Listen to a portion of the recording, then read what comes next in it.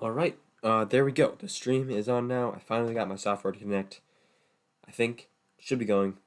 If you can hear me, it'd be helpful if you could say, "Yeah, I can hear you," just to kind of ensure or assure me that I'm actually going right now. But before I get super distracted with telling you all about my problems and all that, which you're not here for, you're here for the video, which is Star Wars: The Last Jedi, a review of the movie, what is good about it, what's bad about it, all my thoughts about that, and hopefully you'll share your thoughts as well. But before we get to all of that, of course, we have the question of the stream.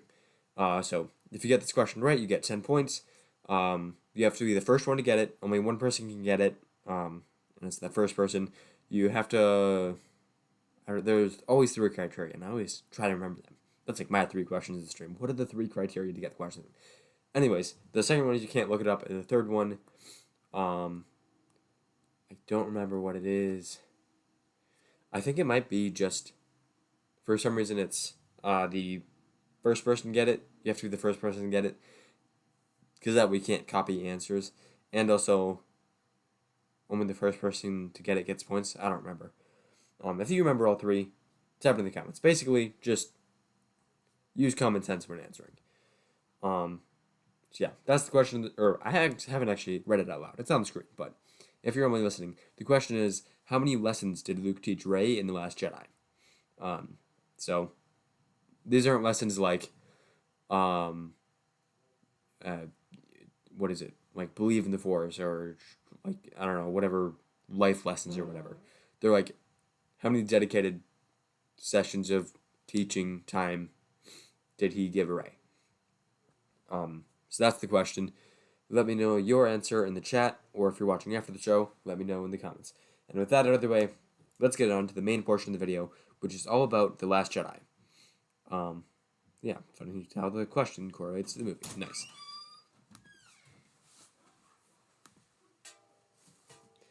Okay, so obviously this movie is very divisive. I think I used the right word. It's very divisive. You got on one side of the fandom, these people who feel like 80% of the fandom is like they hate The Last Jedi and it's the worst movie ever, and it ruined Star Wars, and now they don't even care about Star Wars, which is what half of them say, which is kind of sad because they're still hanging out with Star Wars people and like talking about Star Wars and all that. So I don't know how that works. But yeah, one portion of the fandom absolutely hates the movie. Then the other half of the fandom, who also thinks that they are the majority, seems to love The Last Jedi. And it's like, oh, this is a brilliant movie. It's one of the best. It totally revolutionizes Star Wars, and it's so good. And wow, it's just amazing. And that, like, how can it be so divisive?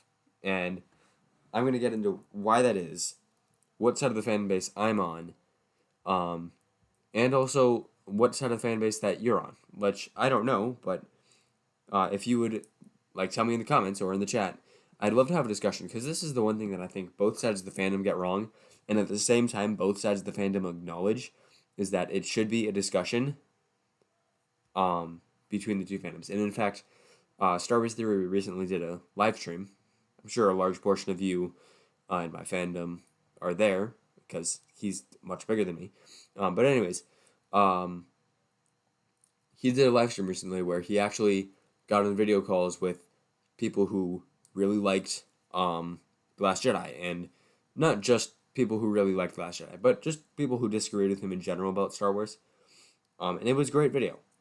Just really, I think it's really healthy for the fan base to see that, and I don't know, I just enjoyed the video. It was very nice to get to see both sides of the equation, because YouTube figured out my algorithm and they always feed me the same kind of stuff, and like I can't even trust what I see on Google, which is where most people go for advice, because it's so like targeted. Like I can trust it for like facts, but when it comes to like opinion, like was The Last Jedi a good movie, I read only the bad reviews, because am on that side, or I should say, I watch a lot of people who are on that side of the fandom.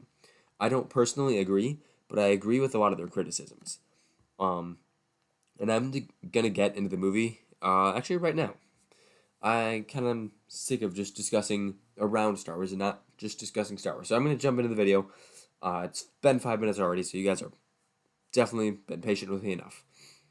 So the video starts out with what's the opening scene? It's the Resistance evacuation, and from that point to, I'm just gonna go through their transition. So they go from there, then I almost called it the Empire because stupid. Never mind.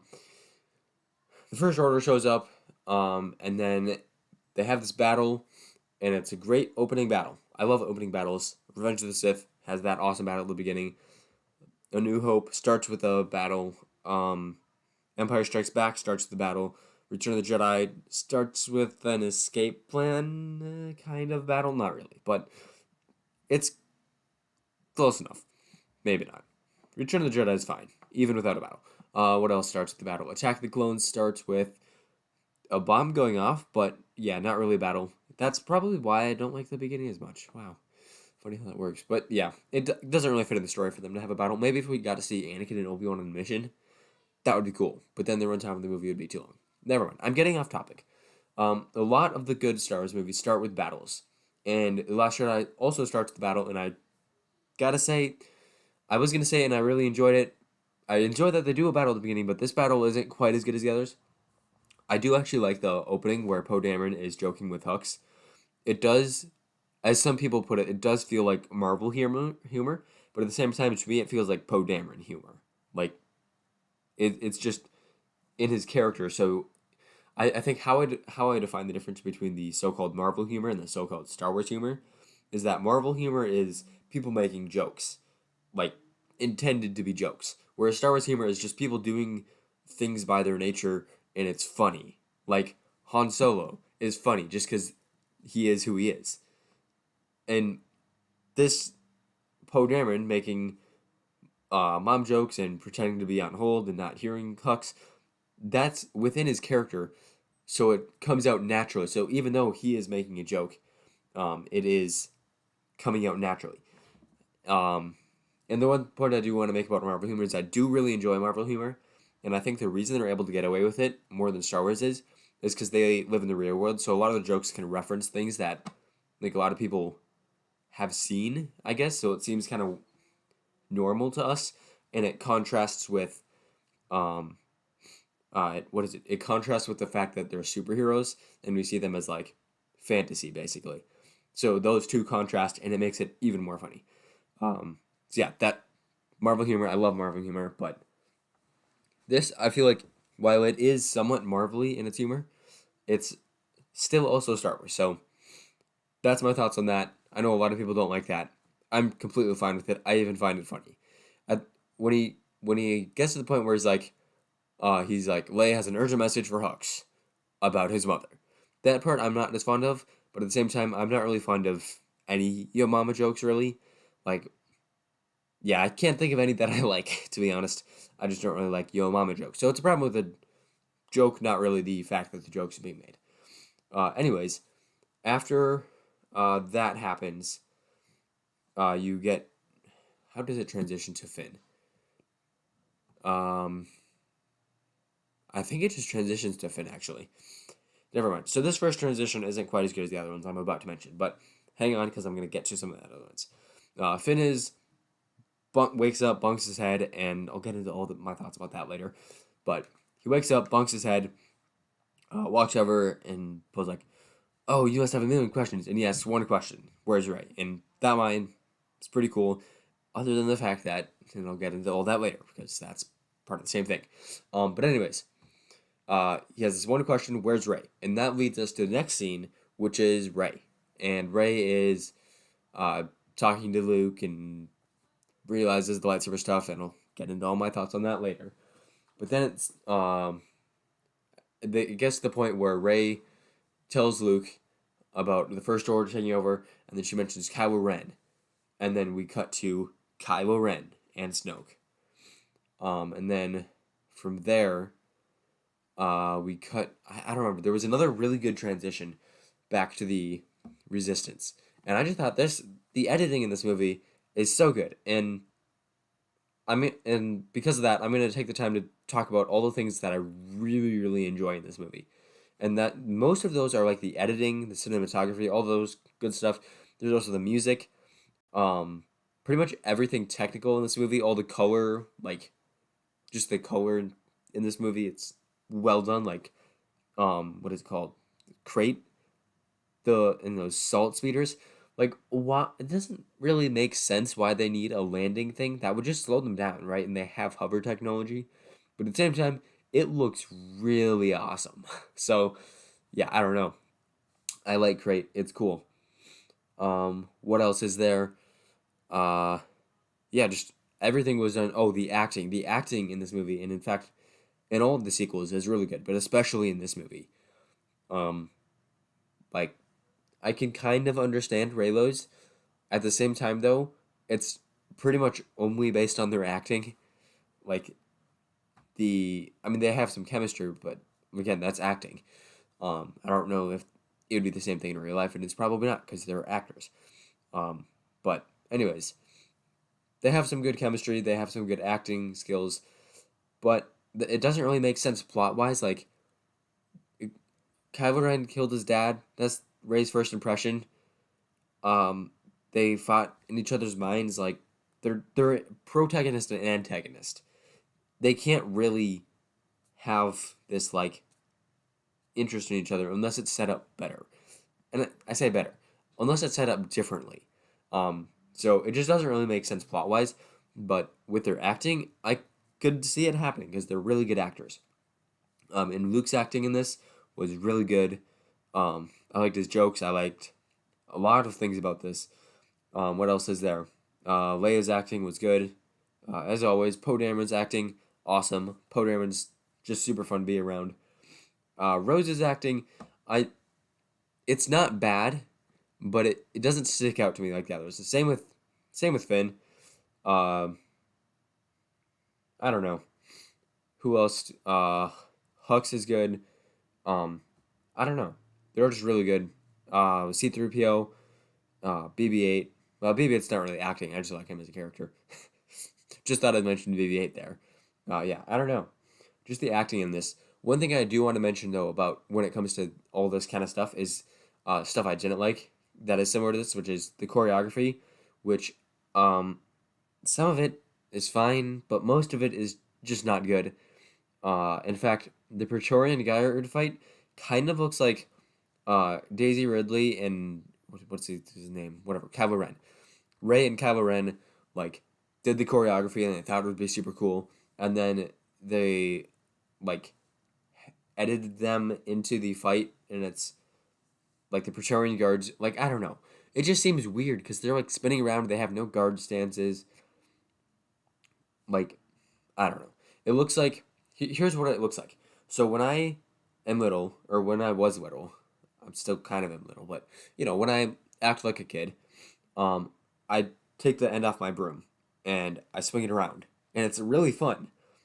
But I don't have to worry about where my opponent's blade is, so I'm kind of just doing these wide swings and like swinging around way too far, and I don't really have a guard stance. Sometimes I do. Sometimes I act realistically, because I do enjoy that as well.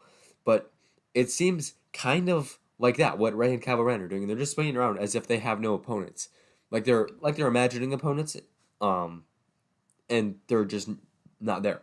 And then the Praetorian guards are over here, like trying to fight them, but at the same time, if they really tried, they could easily kill them. So they're kind of like spinning around to give them more time, hanging back, and only attacking 1-on-1, or in Kylo Ren's case, like 3-on-1 instead of 4-on-1. I don't know. It's just super weird. And then there is Rey's training scene, which is just as bad. Like, I'm not sure what she's training to do. Like, she even goes reverse grip. Like, who does that other than Ahsoka? And before you kill me for insulting Ahsoka, Ahsoka uses Form 4. It makes more sense. If you're a Jedi and you use Form 4, you can do reverse grip. But if you're using Form 5 or something similar, obviously Rey isn't actually taught Form 5, but she does emulate her fighting style off of Kylo Ren, because that's all she's faced. and Kylo Ren emulated his fighting style off of Vader. He used his form as similar to Form 5 style. Rey does as well. At least that's how I see it. If you see it differently, tell me in the chat. But either way, Form 5, Form 2, Form 3 might work a little bit. Not really, though. All of those ones don't work with reverse grip. Form 7 doesn't work with the reverse grip. Form 4 does. I already mentioned that. Form 1, maybe. Not really. But yeah. I'm getting off topic. The choreography in this, not that good. What else wasn't good? There was 2 other things. I'm forgetting what they are. I might get to them later. I'm going to return to plot and start analyzing that. Or should I do characters next? I'll do plot. So the movie starts off with actually I said it wrong earlier when I said it started off with the evacuation of the rebel base. It starts off with the title crawl, which starts with the First Order reigns. And I don't remember what I thought, or I don't remember exactly what I thought the first time I read that, but it was probably something along the lines of, what? And then when you figure out that they there's literally like it follows from Force Awakens to Last Jedi, perhaps even some overlap. Like Rey's handing the lightsaber to Luke happens after the battle of what's it called? I forgot what it's called. The Rebel base, which is funny that I forgot what it's called because it was one of the questions I had for a question stream. I think it's called Dakar. Anyways, that battle at the beginning happens before Rey hands Luke the lightsaber, which also happens in The Force Awakens. So that battle takes place before The Force Awakens last scene ends. I think that makes sense. Yeah, if I'm completely wrong, just tell me in the comments. If you even if you think I'm wrong, because if I'm still right, I'll probably be able to remember better and type it out better in my head. It's harder speaking than it is typing when talking about timelines and that kind of stuff. But yeah, so anyways, how did the First Order take over the galaxy? And to be honest, this is a problem with this is a problem with The Force Awakens. Kind of. It's also a problem with The Last Jedi, but it's also a problem with The Force Awakens in that we don't really know what the state of the galaxy is at this point. So it's kind of hard to tell what's going on. Like, was the First Order taking over the galaxy and the New Republic was just ignoring them? Was the New Republic fleet entirely in Hosnian Prime? And didn't the Starkiller base only blow up the planets, so were they all just orbiting the planets? Like, what happened to the New Republic fleet? Where did it go? It doesn't make any sense for it to be completely gone. So how did the First Order just, boom, take over the galaxy? Why do they even need Starkiller base if it didn't do anything? Like, I just don't get it. And that's just confusing, and you kind of accept it and move on with the story. But at the same time, it's really confusing. Anyways, that first battle is pretty good. There are some tactical errors in the design of those bombers. For one, I can't really fault this too much, but they're slow. And they blow up really easily. Which is especially terrible because as soon as they prime their bombs, when they blow up, it's a huge explosion that takes out the rest of the bombers flying in formation. So, yeah, they need better defenses or faster because basically they're not very usable. However, I say that, but at the same time, they took out a dreadnought with only a few fighters, and the dreadnought did not have a flaw built into its main reactor by Galen or so. So that's pretty impressive. I suppose the second Death Star also got blown up, but it potentially had the same flaw. I'm not really sure if they designed it exactly the same as the first, but with a shield. Not really sure, but we need a Rogue too. Come on, Disney. Anyways, yeah, so they blew it up. It's a pretty good ship, I guess, then. But the big flaw, I think, is when before you guys pointed out, bombs falling in space isn't really that big of a problem. For one, it happens in The Empire Strikes Back. For two, they could be not falling but being launched, and once you're in space launching something, it just keeps going. So it has the illusion of falling. I'm not really sure exactly what is going on, but there are a lot of ways to explain it. So I don't think that's too much of a worry. And if you are worried about that, leave a comment and I'll have a giant debate with you in extensive detail because that's something else that I love about Star Wars. I love the main themes and all that kind of stuff, but also the details. I love those. So yeah, the biggest problem I have with the what are they, Star Fortresses, is that when they blow a big ship up, they get blown up in the process, which is so they're suicide bombers, and that's just like terrible design. like I don't know. Not even the Empire did that. Like I suppose they didn't have giant capital ships to deal with usually. I think there's a few times where that happens, but for the most part, they don't need them. But yeah, like not. I don't even think the Empire would build one of those because they're just. I don't know. So yeah, I mean, Paige shouldn't have died if the designer had designed them in a competent way. But that being said, uh, it's still cool. Now we get to Luke Skywalker throwing his lightsaber over his shoulder. And this I'm going to just use as an opportunity to talk about all of Luke Skywalker in this movie from start to finish. So Luke is yeah, so sorry my thoughts are a bit scattered today. I should say tonight, but you know how it is. Luke I can't decide what I think about this set of scenes. And I know for some people this is like the worst sin that Disney committed ever. Because they took Luke, this hopeful person, this like hope, that is how I describe Luke Skywalker. Or that's one of the main ways I describe Luke Skywalker. Is the word hope. Like if you look one of the most iconic images in Star Wars is him looking out at the twin suns because he wants to go on an adventure. And he doesn't really know what that means. It's not very concrete. He doesn't have a plan for it. He just wants to do it. It's a hope. It's not a plan. It's not a goal. It's just a dream or a hope. Then you have Empire Strikes Back, where he goes off to rescue his friends. And he knows he shouldn't in his head, but in his heart, he wants to do it. So he does it. He hopes he can save them, even though he knows in his head there should be consequences. And that ends up not going well for him.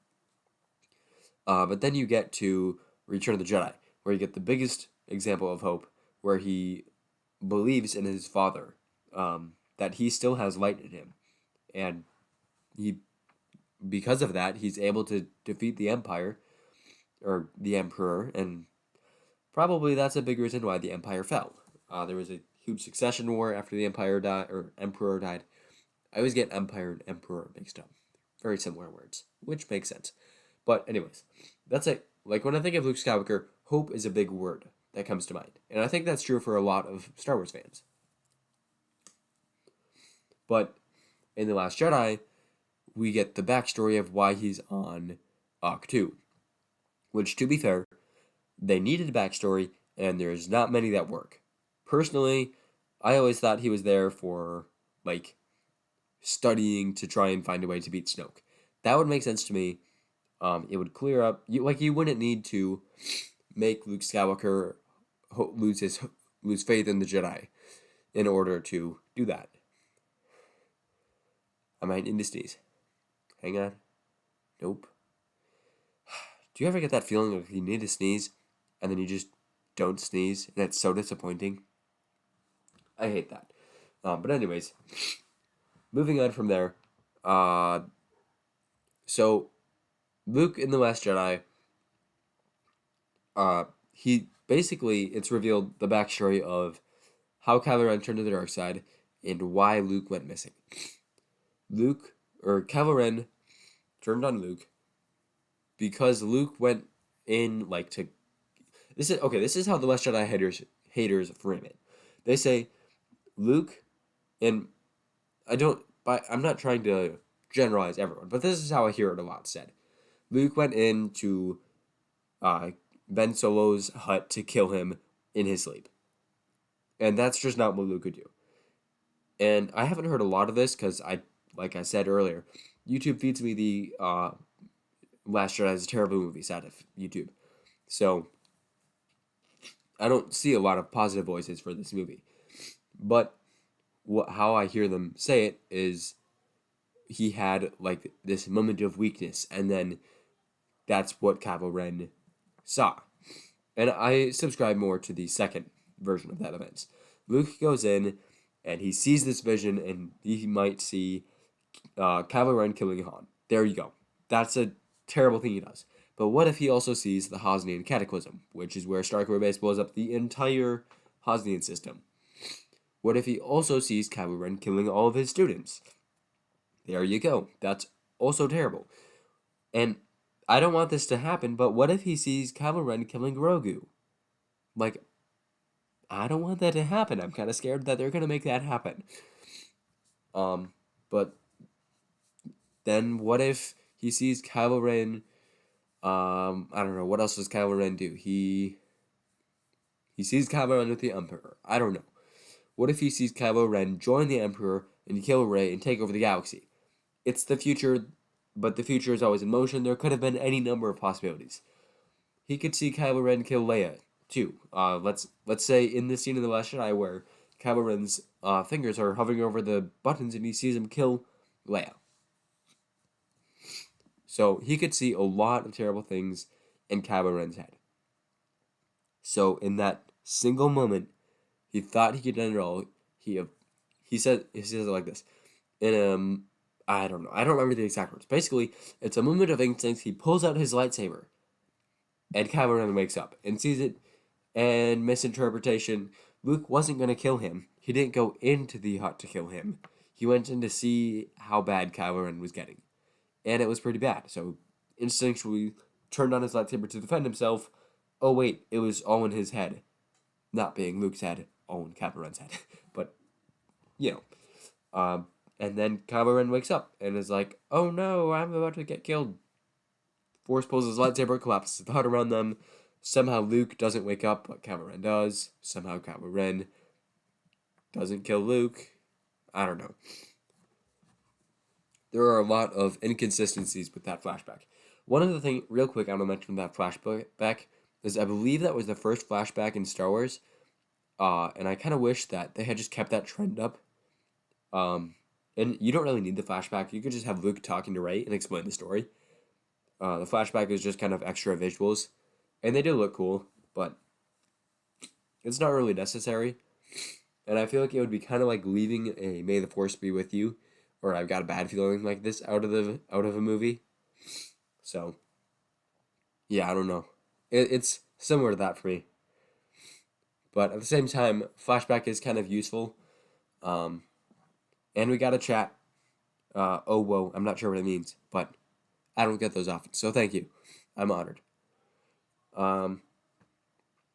So what else was I going to say? Right. Then, yeah, so here's where I have the problem with Luke. I don't have a problem that he instinctually turns on his lightsaber, but I have a problem that he hides on the island for 30 years with doing nothing. Like that. Separatist. Okay, so Old Foxy 33 says Separatist Alliance is best. I'm not sure what that's in response to because there is a lot of delay in between when I speak and when comments. Like, if you comment something, I don't get it for like, I don't know how long, but it's a while. So I'm not sure what that's in response to. But I can almost agree with that in a lot of ways. Again, I don't know what criteria you're judging them on, but Separatist Alliance is cool. Yeah. I just wanted to mention that there was that comment. But, yeah, okay, so Old Foxy 33 brings up a great point. Yoda did nothing for 30 years as well. And it was technically not quite 30 years. Yeah, or around 30 years. But it's, yeah, close enough. It's a lot of years. few decades, and I think the difference in those two, what do you call it?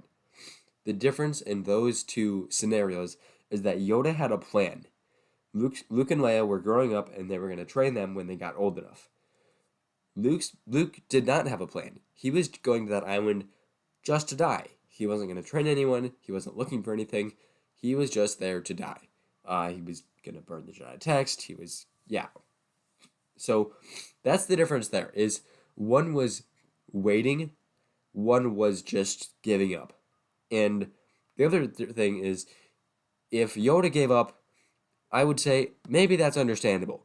He's lived for like 900 years.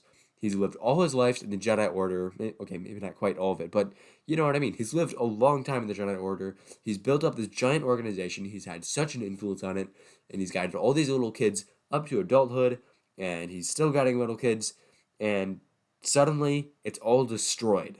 Like, gone. Every Jedi is dead. The Republic has become the Empire. There's no hope for him. Like, what's he gonna do? And on top of that, he's getting old. He can't fight forever. He already tried to fight Palpatine. He lost. Like, there's no hope for him. What's he gonna do? But yet, Yoda doesn't give up. Now we take a look at Luke, who, by the way, as I've already mentioned, is seen as, like, an example of hope in Star Wars, throughout all Star Wars. Like, hope is one of his defining attributes, whereas Yoda's defining attribute is more like wisdom or something. But anyways, he loses his Jedi Temple, but it was a new Jedi Temple. He loses Kylo Ren, but he had already lost Vader, and Kylo Ren wasn't really that far gone, I guess. I don't know. And if he was, then it wasn't really his fault. Like, I don't know. But the other thing is, Yoda had a plan.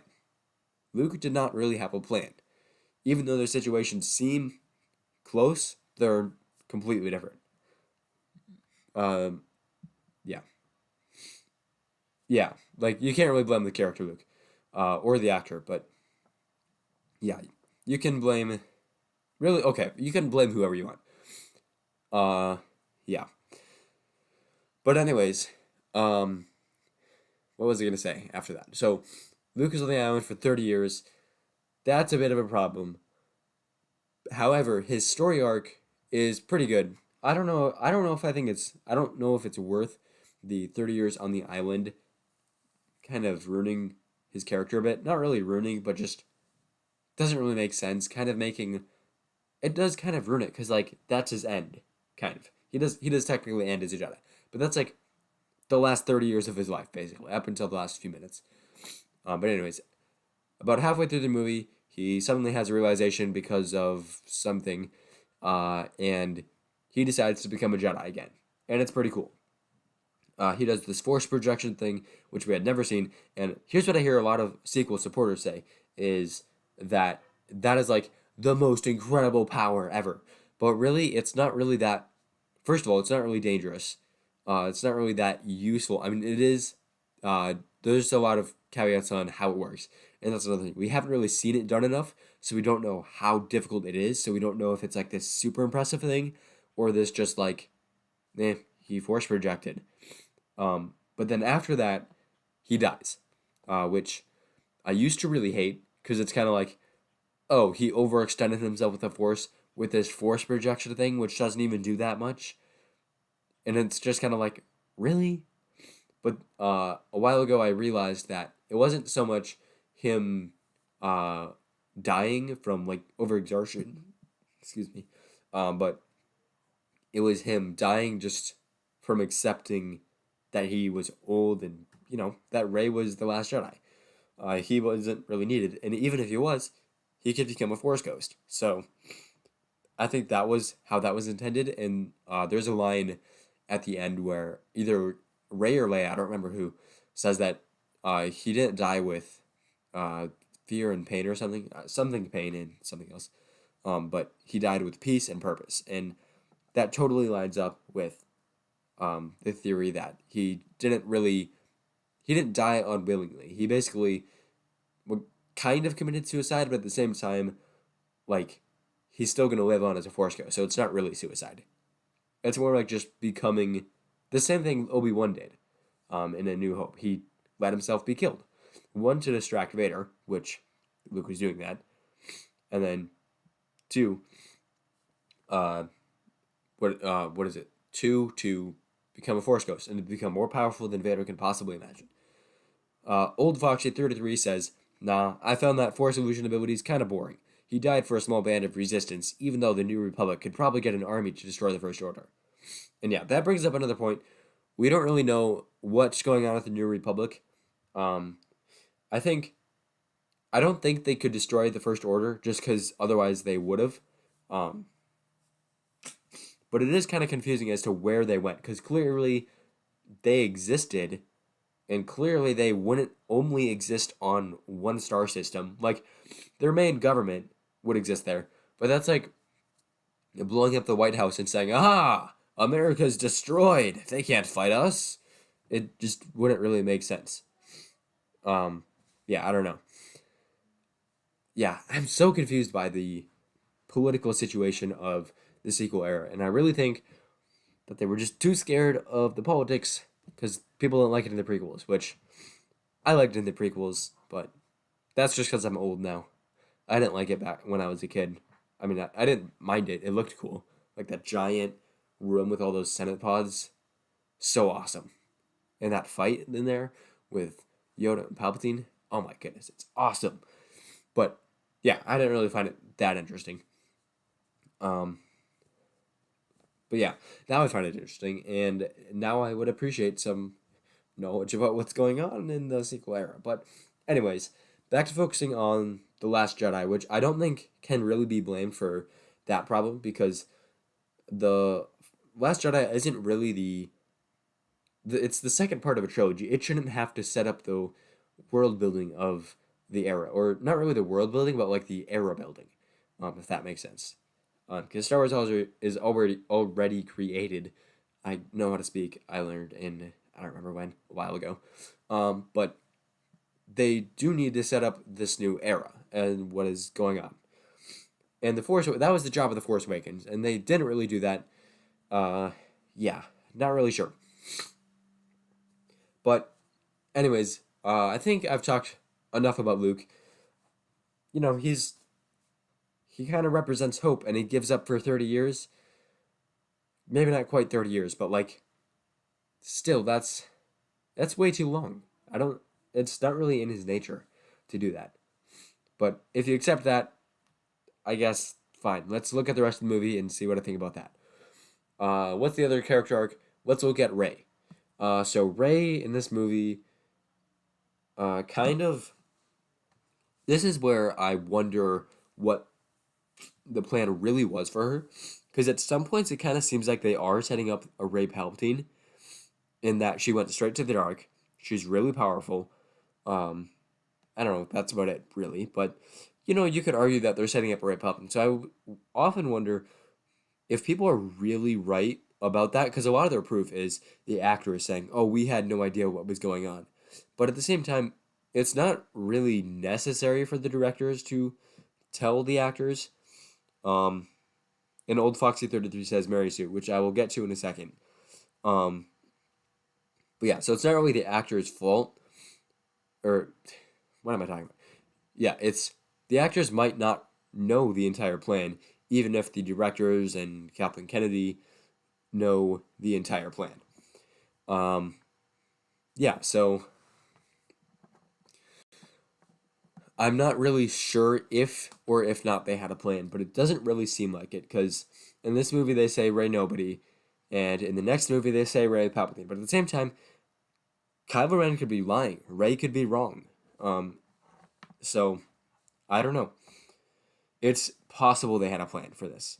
I don't think it's likely, and that's a big problem with this character, is that she's trying to figure out what happened in her past, while at the same time this movie is telling her it doesn't matter. And that's kind of, it's like promising us a toy car and then giving us a toy boat. I should clarify, for Christmas. You get promised a toy car, and you're anticipating it, and you're anticipating it, and you get a toy boat, and you're like, I wanted a car. But yeah, so it's kind of like that. Um, we're promised this epic backstory because Rey is looking for it all this time, And then we're given this Rey is nobody, and it's kind of disappointing. And another similar problem, which I actually did not have a problem with, but anyways, I'll get to that later. For now, let's talk about Rey as a Mary Sue, which Old Foxy 33 brought up so nicely, so I could transition extremely well. Look at that, streaming. But anyways, so in The Force Awakens, Rey has a bit of a problem with being a Mary Sue because of two main things, in my opinion. Well, yeah, two main things. One is the Jedi mind trick, and her getting away and that entire thing. And two is her beating Kylo Ren. The big argument against her beating Kylo Ren is Kylo Ren was shot in the side by a bowcaster, and all of that kind of stuff. He was super injured.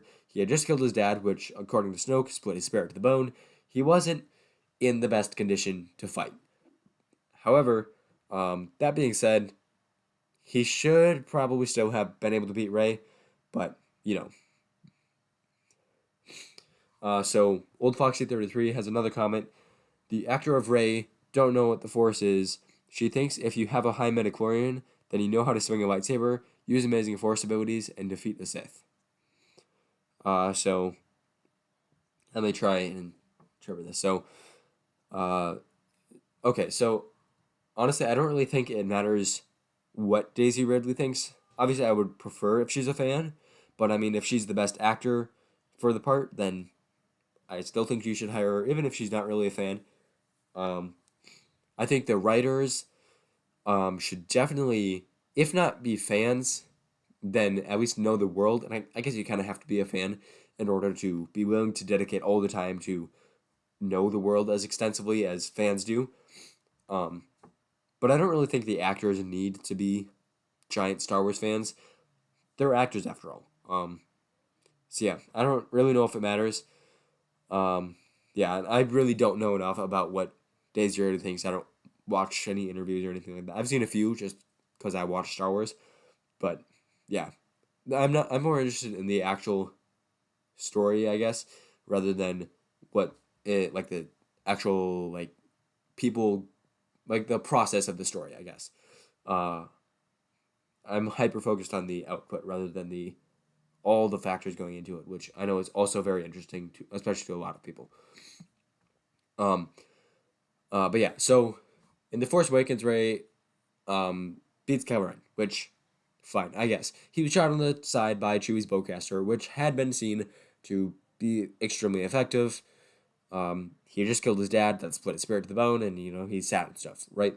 So Rey beats him, which is honestly just not good for intimidation of the villain. And I think that's why I like something I'll get to later. But the other part where I think she is definitely Mary Sue, and I use the Mary Sue term in very loosely, and I'll get to why I don't think she's actually a Mary Sue. But just to explain my points, I'm gonna say like Mary Sue or not a Mary Sue, just to I guess communicate simply. It's a very generalized version of the Mary Sue. But what do you call it? So yeah, the mind trick is explained through Rey force downloading Kylo Ren's training and abilities and all of that. So yeah, that's a terrible explanation, and I don't really buy it. So I think she is definitely overpowered in that she used her Jedi mind trick. Then in The Last Jedi, they don't really fix it. They try to give her training, I guess, like Luke teaches her 3 lessons or whatever. It's actually 2, but whatever. He's teaching her 3 lessons, and they're not actually teaching her to use the Force.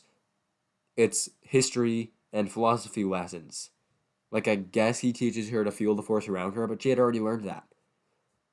He just was able to explain that the Force, the power, came from the tension between the light side and the dark, which I think is a very interesting idea. And if Rian Johnson had been a lot more, I guess if I had trusted him more, I would definitely subscribe to that theory. I'm not really sure. I guess I don't know about that one. What do you think about that explanation of the Force? That the power comes from this tension between like life and death and warmth and cold, and by the way, cold should definitely be the light side version, and warmth is stupid. I hate being too hot, but you can always put on more clothes. So that's my philosophy on heat. But you're not interested in that. You're interested in what I think of Rey. So Rey doesn't get any training, and yet she's able to do a few things in this movie that don't really make sense. One, she matches Kylo Ren in a force pull, which, by the way, was strong enough to rip apart a lightsaber, which they're made of metal, so that's ridiculous. People can bend metal, but usually can't rip it apart. That's incredible. The other thing is she lifts, like, literal tons of rocks out of the way of the resistance at the end of the movie, and that is completely ridiculous. How's she gonna lift that number with, like, no training when Luke couldn't lift an X-Wing with training and being the son of a chosen, which Rey is a kind of clone of Palpatine, but at the same time, she's also the son of someone who's not even force sensitive. So it's like, is that even good lineage, or is it just you got luck? Maybe it's a recessive gene, but how does that even work with cloning? Like, I'm not even gonna get into it.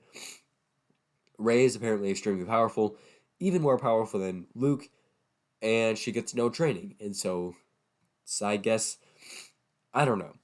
Yeah, there are a lot of ways you can claim she's a Mary Sue. However, the big thing for me when it comes to a Mary Sue is that a Mary Sue isn't just someone who's powerful. It's someone who's powerful for no reason, liked for no reason, and extremely morally good for no reason. And Rey actually comes pretty close to filling all these boxes. Actually, there's one more thing, and that's that they don't really fail. And this is where I think Rey stops becoming a Mary Sue, but we'll get to that in a second. Rey is extremely powerful for seemingly no reason. Maybe there's a reason that the writers and directors just didn't really tell us, but she seems way too powerful for her training and her lineage. Then there's she's extremely well liked for no reason, and this is pretty true. Luke kind of just tells her to go away, but at the same time, he would say that to anyone, except for like Chewie. He didn't tell that to Chewie, but like she's a stranger. Like what are the rules? He treats her kind of nice. I don't know. Yeah. Then there's what do you call it? What's the last one? I'm forgetting. Oh, right.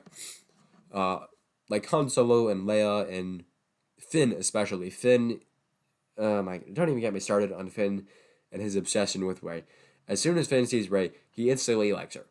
All those guys, Finn, Rey, Leia, even Poe. I mean, we don't really see it that much. He's kind of just, hey, I'm Poe, nice to meet you, which I guess is what you would expect from a normal person. But most people seem to like Rey immediately for seemingly no reason. Even Chewie, because Han tells Rey that Chewie likes her. But yeah, so she's liked for pretty much no reason, and I forgot the last one. Oh, man. Oh, morally good for no reason. And this one is, I think, where she is just definitely a Mary Sue. And here's why. She is not more, like, morally good, I guess, than someone like a Luke Skywalker or one of your more classic heroes. But at the same time, she grew up on a scavenger planet. Luke grew up with an aunt and uncle on a moisture farm. And sure, it's Tatooine. It's dangerous. But, like, he grew up with a loving family and all that kind of stuff. Whereas Rey didn't have that. She grew up alone as a child on a scavenger planet called Jakku, which even Luke, who grew up on Tatooine, calls pretty much nowhere. Like, she should not be this trusting, like, sacrificing, selfless, compassionate person. She should be hard, she should be tough, she should be not trusting. If you've read, what is it, the Mistborn trilogy, she should be like Vin from that. Like, but instead, she's like, who's a character, I don't know, more like, not really like Kelsier. No one in the Mistborn trilogy yet. Not that I can think of. She's like Luke. She's very selfless, not quite as, maybe somewhat hopeful. She did believe that Kylo Ren would turn to the light, but that's kind of just because she had a vision. I think Luke is more hopeful, but she's a never man. She's supposed to be like Luke, like Bilbo a little bit, not really like Bilbo that much, like Aragon, if you've read the Inheritance Cycle. But she grew up on with like this really difficult life. And so that's where I think she's really seems like a Mary Sue to me, is that she's morally good. But where I think she isn't really that much of a Mary Sue is that she doesn't really like she fails a lot, I guess. Um, and that's not entirely true. She has a lot of successes, but if you look at this movie, what does she accomplish that she set out to do? She set out to get Luke Skywalker and just find Luke Skywalker, bring him back to the Resistance. Easy job, right? Nope, Luke Skywalker suddenly rejects her. And she completely fails, I guess. In some sense, it's not really her fault. She can't really blame herself for that, but she still doesn't succeed her goal. Secondly, she wants to go get Kylo Ren to join her on the light side and fight the First Order. And again, she fails. She gets Kylo Ren to kill Snoke, I guess, but then Kylo Ren becomes Snoke, and that's not what she had in mind. So she doesn't really succeed there. And then I could go into the Force Awakens, but I'm just gonna stick to the Last Jedi. She doesn't really seem like a Mary Sue in that regard. So I wouldn't go as far as to call her a Mary Sue. But I do think she is overpowered. Um, and that's just, I don't know. I don't want to think that, but at the same time, it's just how I think. I can't really change it. It's just the way they wrote her, I guess. Um, the way they wrote her, and compare that to the other things I've read, and she seems overpowered.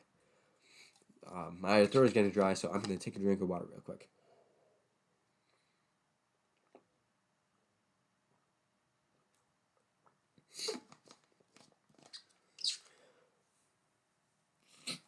Okay, so we got another comment from Old Foxy33, which, by the way, thanks so much for chatting.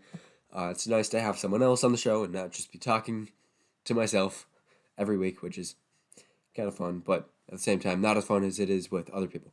So, Old Foxy33, yeah, but those fails didn't really have an effect on the character. Which, I can see that, yes. But at the same time, I think the second one did. Luke rejecting her didn't really have that much of an effect on her. She kind of just got frustrated, and then, I don't know, eventually got lessons anyways, and then argued with him, eventually challenged him, or I guess attacked him. She didn't really challenge him, she just whacked him in the back of the head.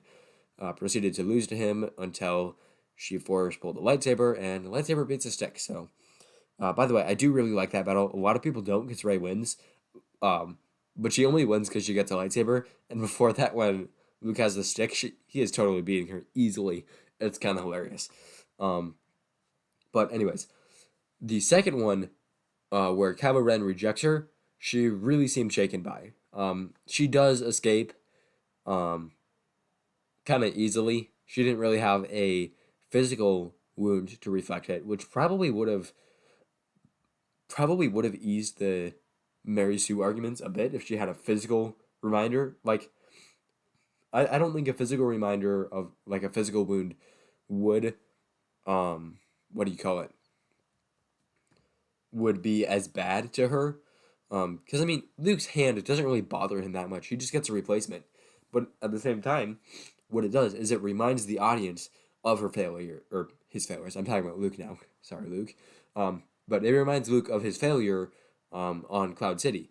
And it reminds the audience that Luke went through that. And it just makes him seem more experienced that he has that wound, that battle scar from fighting Vader. And if Rey had something like that, I think it would have added to the story a bit. So, I don't know, maybe, I'm not sure how they would have done that. They'd probably have to rework the fight in the end, the fight between Rey and Kylo Ren, which so far just consists of a force pull. And I would have appreciated that, because her waking up before him, and then not killing him and just running away, it's kind of weird, but I don't know. I'm not going to try and rewrite the entire movie, at least not right now. Maybe eventually when I run out of ideas, I'll rewrite every single Star Wars movie in order or something. I don't know. I could do something weird like that. That'd be kind of fun. But yeah, so what was I? Yeah. So I do think that her fails had an effect on her, at least her second one, just not a physical effect. Um, and feel you can disagree with me on that, but it does seem like she was kind of disappointed that Kylo Ren didn't turn to the dark side. Um, yeah, and at the very least, what effect would you want them to have on her if they had an effect? Because I mean, all I can think of is that she was like crying at the end, and she thought she could do it, and she didn't. Like, what more of an effect do you want? Um, I guess Luke had that scene where he's like hugging Leia at the end, and it's kind of sad. At the end of The Empire Strikes Back, and they're like looking at the galaxy, but like, who would? I mean, Rey hugged Finn. I don't know. Like, I just feel like, um, if it was a book and it'd be a lot easier to critique because you could know what the writer was trying to get into the reader's head that they were thinking. But it's a movie, so it's like, well, to me, it seemed like she was affected by it, but you might interpret her expressions differently. So I don't know. But yeah, so that's my thoughts on Rey in this movie. If you've got anything more to add, feel free to do it at any time, and I'll talk about it then. But for now, I'm going to move on to Kylo Ren, who is also tied in with this. And I thought Kylo Ren in this movie was, let's see, rating out of 1 to 10. And this is like on average for him. So, if Force Awakens is like a 5.5, and Force Awakens plus Rise of Skywalker is 5.5. In this movie, I would rate him probably like a 7. And this is because of one scene which I'll get to later. But the first time we see Kylo Ren is he talks to Snoke, and he's like, and we kind of get this idea that he is just a little bit. He's kind of ashamed of himself a bit. He lost to Rey. He killed Han Solo, but it wasn't like this. Like it's the deed split him to a bone, which I keep saying. But it's like a direct quote from the original, so I'm gonna keep saying it. That he killed Han Solo, but it didn't go the way he wanted it to. And he's realizing that this just isn't working. So, yeah, Old Foxy 33 says Kylo was the best character in the sequels. I like Luke Skywalker better. He was technically in the sequels, but just because of their portrayals in the sequels, I'm going to say, yeah, I'd agree with that. Kylo Ren is cool. BB-8 is also really fun, but he's fun in a different way than Kylo is. Yeah, and some of the original characters, again, they're different. Because Kylo Ren is a new character, and they're just seeing the continuation of their stories and where they ended up. That's cool. But Kylo Ren is a new character. But yeah, so it starts out with him just feeling conflicted. He breaks his mask, which is a cool scene, but seems like kind of a quick transition for him, which I guess makes sense with how like prone to rage fits he is. But at the same time, he seemed to be pretty attached to that mask. He seemed to be wearing it all the time and be completely recognizable in it, and now he just breaks it, I guess. And then he fixes it in The Rise of Skywalker, which is kind of bugs me a bit in that it kind of seems like that mask is a metaphor for the sequel trilogy. You start out with this mask that's the bad guy wears a mask. It's Darth Vader again. Oh no. And obviously not quite, but just speaking about the mask, it's a black mask on the head of the villain. It's kind of aesthetically similar to Vader's. You even got like a mouthpiece, the eyes, then you've got like the slope of it. Anyways, it's pretty similar to Vader. And The Force Awakens is pretty similar to the original trilogy. Or I should say, the Star Wars, A New Hope, that one. But then you get to The Last Jedi, and Rian Johnson is like, you know what? I'm not J.J. Abrams, so I'm going to make a different story. And the mask is broken to pieces. And that would be all of J.J.'s Snoke theories and Rey's Snoke, or J.J.'s Rey theories, and J.J.'s what is Luke doing on the island theories. And Ryan's like, I'm going to take it in a different direction. And then you get to The Rise of Skywalker, And Joji's like, whoa, whoa, whoa, whoa, you can't do that. I'm gonna get us right back on track, and now we're gonna have Palpatine back, and he's gonna be incredibly powerful, and that's because you killed Snoke. So, let's blame it on you, Ryan. And I would have done this with Snoke, but now here's Palpatine. Here we go. And then he does all this thing. He has kind of a repair's mask, and you get this like fractured version of it. And I'm not like, there's no way I can prove or like there's no way I can prove that that's how the directors like treat each other, but that's kind of how it feels with the tone of the movies and what's going on with the movies and all that kind of stuff. Um, but yeah, as for just in this movie, he breaks his mask, which I don't know. I don't know how I feel about that. I do kind of like him without the mask more. Because what is it? Adam Driver has he does have pretty iconic features. Like to be honest, Luke just kind of looks like a normal person. Um, like he kind of looks like I would expect the average person to be.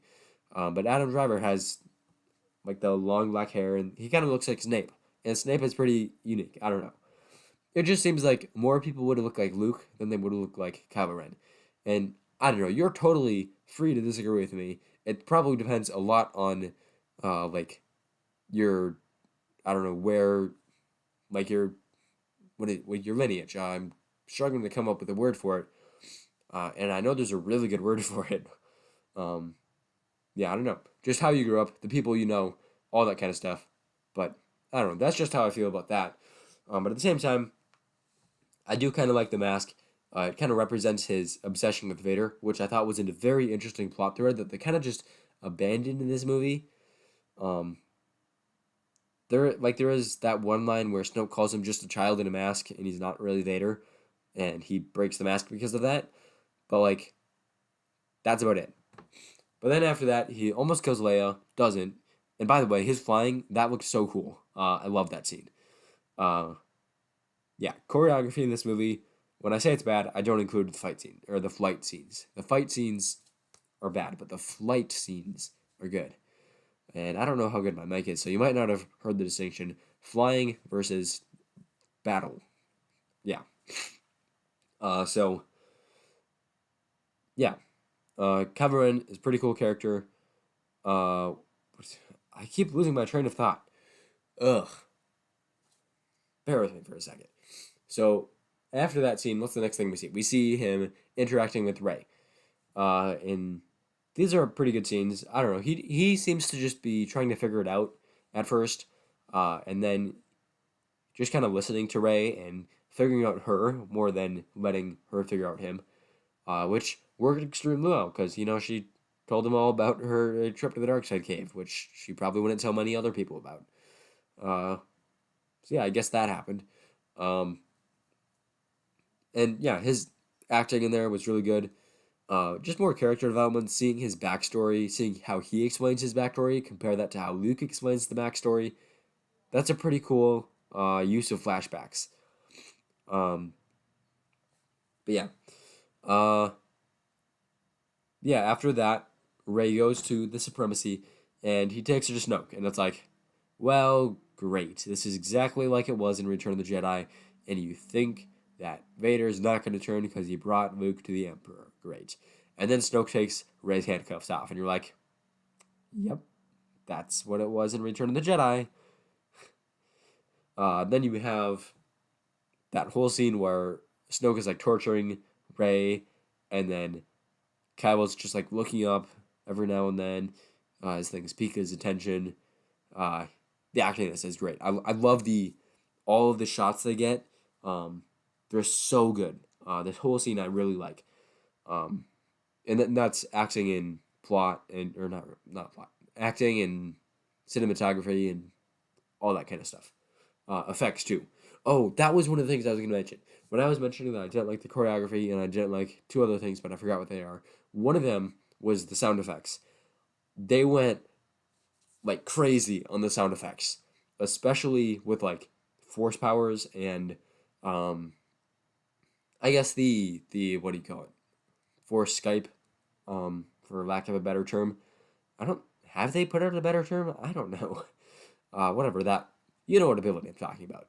That one they went crazy on the sound effects, and it's kind of cool because it kind of shows you it, what that does. And I noticed this um, in this particular watch. I don't think I noticed it before this, but what it does is when you see Kylo Ren in person, it feels different than when you saw him in the visions, and that's really good because then, like, you're not. What happens is you see him in the visions and you're like, oh no, it's Kylo Ren, but you see him in person and you get that feeling all over again. If it just felt like it was in the visions, you'd be like, oh, he's been there this entire time. It's nothing new. But suddenly he's in person and you're like, oh, he's in person now. It's real. And that's because they take out all the sound effects, and I think they had some music playing at the time, but like that's different than the like crazy sound effects they had on. But yeah, other than that, all those sound effects in this movie just went over the top. You have Rey with her while she's training, her staff is making giant whoosh sounds when she's not even swinging that hard. Um, you have, I guess the lightsabers were good. Um, I don't know. I just noticed it a lot. The sound effects seemed just too much. Um, but yeah. Uh, what else happened to Cabo? Right. The most important thing. After all of that, he's confronted with his choice: kill Rey and become Snoke's. That's not a choice.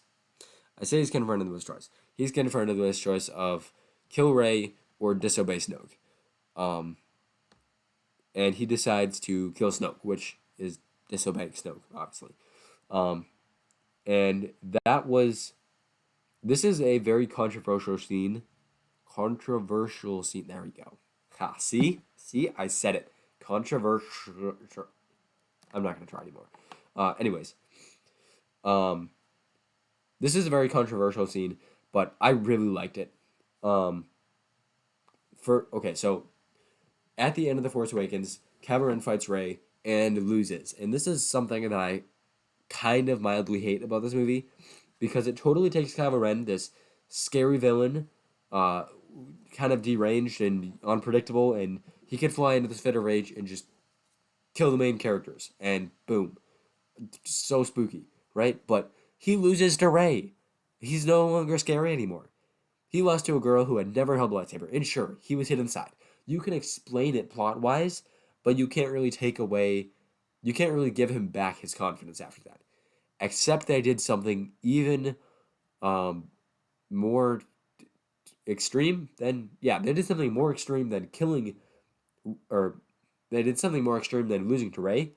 They had him kill Snoke, which totally shot him up in my estimation. It just made him seem like an even stronger villain, I guess. Like he's now the leader of the First Order.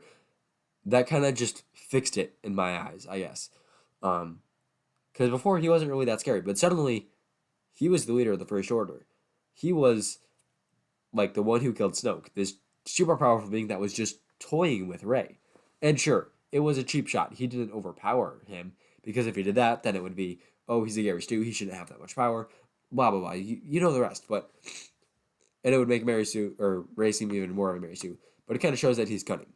It's a different kind of power. But yeah, so, and it also is set up in that he clearly does not like Snoke. Snoke is making fun of him for his mask, and he really likes his mask, you know how Kylo Ren is. But anyways, it's kind of shown a bit that he doesn't really like Snoke. I think that I'm not really sure what gives me this feeling that he doesn't like Snoke. Maybe that he killed him. I don't know. Maybe it's kind of like I'm getting cause and effect mixed up. But it could be him like standing up and starting to yell at Snoke before Snoke zaps the floor and zaps him through the floor, because Snoke's lightning is weird. But it could be any number of things. It could be that he smashes his mask right after talking with Snoke, clearly showing that he's frustrated, which you could say is frustrated with himself. But anyways, for whatever reason, I feel like he didn't really like Snoke, so it's foreshadowed that way. It's also foreshadowed with him twitching his fingers, and then the Skywalker lightsaber turns as well towards Snoke, and it's foreshadowed that way. And that little hint of foreshadowing made it a lot more satisfying for me. Because even though it's kind of giving it away that that's about to happen, it sometimes you kind of want that, and it's instead of becoming like, oh, they just killed Snoke. It's like, oh, are they gonna kill Snoke? That would be that, and then before you have time to like figure out all the implications, they do it, and you're like, they just killed Snoke. I was right, and wow, that's. And then you start thinking about the implications and how it makes Snoke so much more powerful, or not Snoke, Kylo so much. It gives him so much more power and credit as a villain. And so that's why I like that scene. Uh, the thing I don't like about that, though, and the thing that's often brought up in regards to the scene, is that we don't get a backstory for Snoke. And we do get one in The Rise of Skywalker, but it's like the lamest backstory ever. I'll talk about it in the next movie. I should say the next stream. I'm going to be reviewing the next movie 2 weeks from now, Saturday, 7 o'clock probably. I might be busy, but probably not. I usually stream at 7 o'clock on Saturdays. But anyways, yeah, we don't really get a backstory for Snoke in this movie, and this is a problem for a few reasons.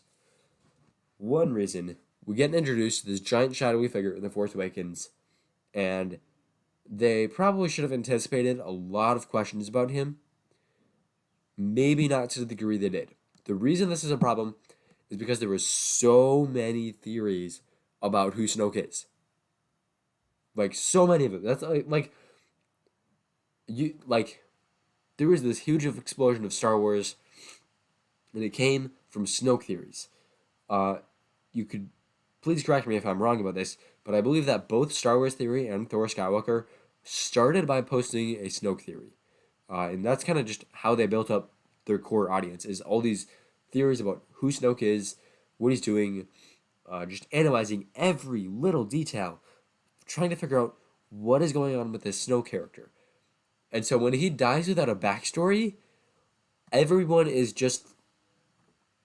just disappointed because none of their theories are right. Like, if you guess that Rey's nobody, sure, that's like, you could say, oh, that's kind of boring. You foreshadow this, you make it like, oh, who are Rey's parents? And everyone's making theories on it, and it's no one. But you can still guess, yeah, it's no one. And in fact, several people did. And that seemed like a very logical explanation, just because of, like, there's a lot of reasons why you would think, oh, yeah, Rey's going to be a no one. But, if Snoke is a no one, that's worse, I guess, but it's not as bad as not getting a backstory at all, which is what happened in The Last Jedi, and that upset a lot of people. It didn't really upset me. It didn't really upset me that much, but it did upset a lot of people, and I can understand that. And I am a little upset, not really that upset, because honestly, I'm not sure I want them to reveal it, because it takes away all the cool theories we have, and their result wasn't that good. But another reason that it's bad is because not only was the fans like obsessing over who is Snoke, but Ryan Johnson was kind of stoking these flames with these like, your Snoke theory sucks, and because of like the kind of things I get into with Star Wars, I don't really know too much about this, but I do remember very specifically seeing a picture of him holding up a card with a "Your Snoke theory sucks" in a picture, which I'm assuming was sent out on like Twitter or something, some social media thing or whatever. I don't know social media that well. But yeah, so that kind of upset a lot of people. And again, it didn't really upset me that much because I like that they killed Snoke off. But they could have given a backstory and then killed him off. That would make sense. So yeah, I don't know. And then what they could have done, also, here's an idea. What if they had made Snoke Plagueis, and he had revealed that, but he had also revealed that to be reborn again, he would get a new and even more damaged body to the point where no one would recognize him. Sorry, I'm having very much trouble speaking today, and apparently grammar isn't good now. But yeah, anyways. So yeah. Then Kylo kills him. He comes back to life because he's Plagueis.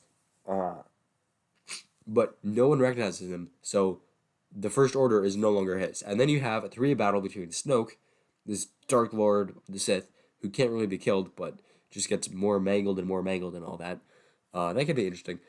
And then you have the First Order, then you have the Resistance. And you could also add the New Republic in there if you're really ambitious. Yeah, that's just a quick theory.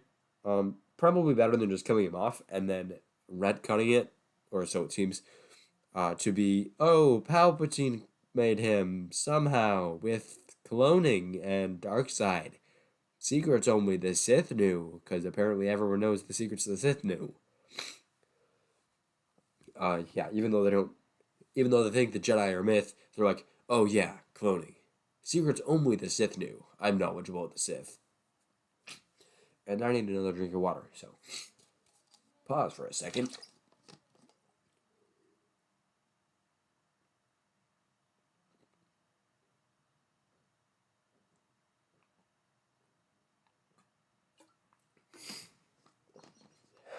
So yeah, Kylo Ren, cool character. After he kills Snoke, he has this scene with Hux where he basically says, "Yeah, are you gonna challenge me?" And Hux is like, "You know what? No, your Force choke is pretty powerful, so I'm not gonna challenge you." And this I don't really like as much, because Hux in The Force Awakens was kind of this guy that was like, you've got Kylo Ren, and he's the Force sensitive apprentice of Snoke. Then you've got Hux, who is like the non-Force sensitive leader of the First Order, other than Snoke. And I might need to sneeze again, but I don't think I'm going to because it feels a lot like earlier. And I hate this, and I hate that I'm doing it on stream. Very frustrating. Ugh. Okay. Should be good. I think it's over. So yeah. Hux in this movie. And yeah, why don't I talk about Hux, and then we'll catch up with Kylo Ren at this point in the movie, right after Snoke dies, and then we can talk about them together, because how I see them is kind of intertwined. So yeah, Hux in this movie starts out getting fooled by Poe, which is pretty funny, but I feel like you should have figured it out before the officers around him, just to make him seem more competent, because he kind of needs that, a little more of that in this movie. Then he gets thrown in his face by Snoke, which again, kind of funny, not quite as funny. It shows Snoke's power. That's pretty cool. But yeah, I don't know. But he just seems a little bit pathetic. But then he talks to Snoke and is like, "Oh yeah, they're tied in the end of his ring of need." Which, shouldn't Snoke have known what capabilities the Force or the First Order had? Like, that's a crazy new weapon that they, not weapon, a crazy new technology that they just invented. Surely Snoke should have known, like, about it. That's huge. Like, being able to track things through light speed, that's been you've been able to hide in light speed forever in Star Wars. Like, from the original trilogy, that's been a thing. Oh, we jump to light speed and they can't track us. And suddenly, that's gone. And Snoke doesn't even know. He has to have Hux tell him. That's a bit weird. It's kind of like Ryan needed a spot to put exposition. Now that I think about it, he kind of did. So, although really he could have just had the exposition when, what is it, Leia and Finn and all the Resistance sees them pop out behind them, and they're like, "What? They tracked us through light speed?" And then, yeah, that could work. But then they would think there's a Mullen board, which then would make Holdo's right. I'll get into all of that later, because I just had a great idea about how to change up this movie. Too bad I can't change it. Maybe a good thing I can't change it. I'm not a film writer. Yeah. Yeah, so, too bad I wasn't there advising him. Ryan, that is. Too bad. Well, maybe because then, I don't know. I'm conflicted about fans, like, critiquing a movie and, like, suggesting changes. But yeah. Anyways, back to Hux, because I got a little bit off topic. then he gains back a bit more of his competence as he is like talking to Snoke about, oh, we have them tied on the end of a string. We've got hyperspace tracking. Yeah, that's pretty cool. And he walks out and he's like, smiles at Kylo Ren as Kylo Ren walks in to get his scolding. And then Snoke is like, and you wonder why I keep a rabid cur like him. Oh, that Snoke voice. And it's like, really? You're insulting him as he walks out the door? Like, surely he can hear that. Like, the door is still closing. And it just kind of makes Hux seem more pathetic. Which I was really looking forward to the Kylo Ren versus Hux dynamic. Because they both seem to be kind of equal. But then in this movie, they're really not equal. And that's, like, completely exemplified. And, I'm just going to summarize. Hux doesn't really act that competently throughout the rest of this movie. He decides to kill Finn and Rey with axes, and then immediately the Admiral Holdo's runaway accidentally turns into a crash, which we'll get into that later. But, well, I haven't even touched the Holdo versus Poe arc yet, and it's already been an hour and 20 minutes. This is going to be a long stream. Yeah, I thought my Force Awakens one was long. Anyways. So, it's because I keep saying, oh, stop that. Says it again. Hux, is just kind of not very competent in this movie. And at the very end, he gets force choked by Kylo Ren. And Kylo Ren's like, yep, now I'm the Supreme Leader. And Hux is like, well, I guess you are. And it's kind of sad, because Hux could have been this great character that's like, the Supreme Leader's dead. I'm Kylo Ren, and I killed him, so I should be the leader. And Hux is like, yeah, but you're like this whiny kid that no one likes. And I'm this, like, tactical politician slash military general. And all of, like, Hux's, like, Navy officers are like, yeah, that makes more sense. Why would we want someone like you running the First Order? I almost called it the Empire again, because they're basically the same thing. And it's kind of like, yeah, you should be like an enforcer for Hux, right? Yeah, and then Phasma or something, or like a stormtrooper or something is like, we are army people, we are more shooty and stuff, so we like the leading with power guy. And it's then you get this interesting dynamic in the First Order, and you could have it that's where it ends, with that conflict, and then you start in the Rise of Skywalker, and they've still got this conflict, but it's like they've come to a shaky truce where they're like kind of co-leading. All right, Old Foxy 33 says, I'm gonna go now. I hope for the best of your channel, and we'll be watching some of your videos. I might be available for your next stream, but it's around 2:30 a.m. in the UK. Bye. And to that, I'll say, see you, Old Foxy 33. Thanks for chatting. Sorry that it's so early for you. Yeah, so have a great night. Yeah, I don't know you super well, but have fun wherever you're doing fun at. And yeah. Yeah, so what was I going to say about Kylo Ren and Hux? I think I finished talking about them. I would have liked to see more of a dynamic there between the two of them, but it was good. As for the dynamic between Kylo Ren and Luke, I thought it was pretty well done. It didn't really surprise me, and there's not really too much to say about it, other than that I liked it, I guess. Yeah, it was good. But now, I think what we have left to discuss is Poe Dameron and Holdo, along with Finn and Rose, and also Leia as well. Yeah, so I'm gonna start with Canto Bight, and this is seen as the worst part of The Last Jedi, and it's like this thing where it's like no one really likes it, and it's just even the people who like The Last Jedi are kind of like, yeah, Canto Bight wasn't really that good, and I agree a little bit, but I don't think it was as bad as a lot of people say it was. I didn't really mind it that much. Uh, there are some parts of it that are like, okay, I wish I was somewhere else. This doesn't seem like it's very productive.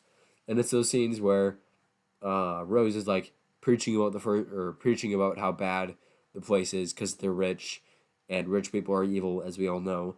And it's like, y- y- but but uh, not really.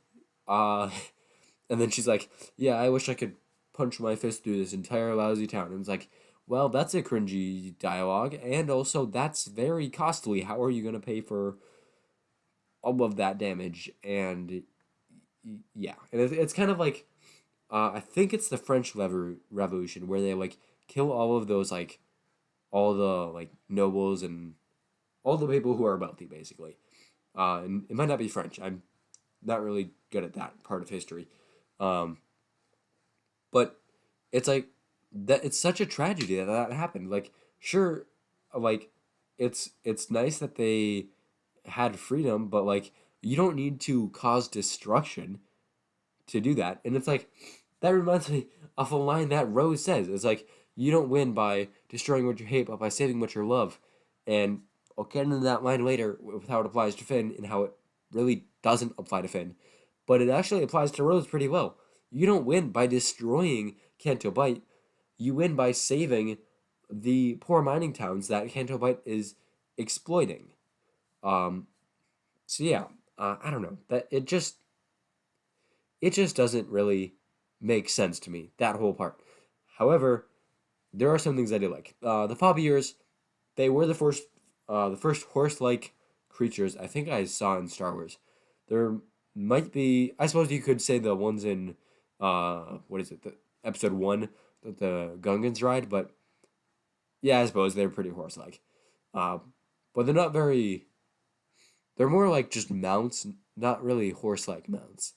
There's a few Tatooine ones, but they're all really slow, more like elephants in their functionality rather than horses. Uh, yeah, so I don't know. They're one of the first, and there's a lot of other kinds of creatures. Uh, yeah, so they're pretty cool. They are kind of just basic horses. Uh, yeah, I don't know. It is cool to see. What do I like about Canto Bight? I guess that's the thing with Canto Bight is there's not really much to like. It's just kind of not that bad, and that's kind of bad in itself. It's like oftentimes you'll see this in a few of my thumbnails. I have like the good, the bad, and the boring, and it's kind of like, so yeah, the good, that's obviously good. The bad, that's obviously bad. But the boring, that's kind of just also bad, right? Like the point of movies is to be interesting. I mean, there you could say interesting, satisfying, like all that kind of stuff. But you never want a boring movie. Like that's just not what you want, right? So yeah, I don't know how I feel about all of that. Um, but yeah, that's enough about Canto Bight. There's not really that much to say. One thing I do have to say is that I think they didn't really need to get put in prison and for them to find DJ. Uh, yeah, I don't know. Like if they hadn't had that like I told them not to. Although that scene where the guy's telling them like I told them they can't park on the beach, but they just went right on to the casino. That is kind of funny. And then it's also kind of funny that they get caught right then. But at the same time, I don't really want to be laughing at that scene because that's like a major setback for them. And then they get out of jail because they happen to be put in the same cage as a master code breaker who just hadn't left yet because he could leave anytime. Like, and then one more thing about Canabite that I love. Everything BB-8 did was cool.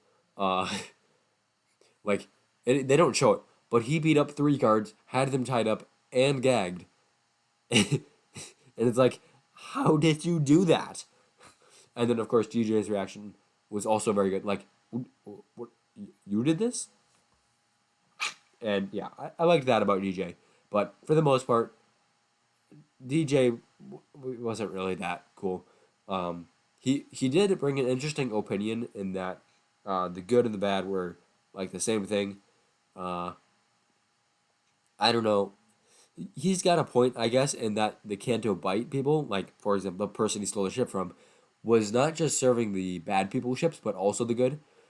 However, his philosophy breaks down when you, I guess, I guess when you realize that some groups are better than others. Like, if you for example, if you live in a democratic nation like say America, a lot of you probably live in America, or at least know a bunch about America. But if you live, say, in America and you don't vote, that's not like sure, fine, whatever. It's fine, but like it's not good. It's not like bad to vote for one side over the other. Um, and sure, it's a bit. It's pretty gray in America because there's like two sides to the argument, or okay, really there should be more, but and technically there is more, but you know what I mean. It's a bit less gray in Star Wars when you have the Empire versus the Resistance, and the Empire has Sith and Stormtroopers, and like they're the bad guys. Like it's pretty clear at the okay. You could maybe argue the Empire is better than the New Republic. You can't really argue that for the First Order. Uh, they've got quite a bit of problems.